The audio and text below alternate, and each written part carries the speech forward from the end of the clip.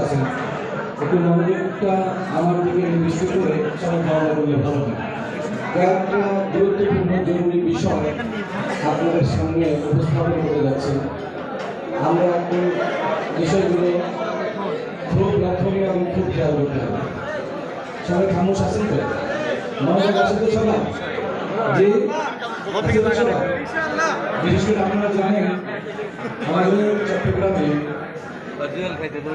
উগ্রপন্থী জঙ্গি গোষ্ঠী, সন্ত্রাসবাদী গোষ্ঠী ইসলাম কর্তৃক আমাদের এক আইনজীবী ভাই সাইফুল ইসলাম আলিফ ভাই উনি শহীদ হয়েছেন।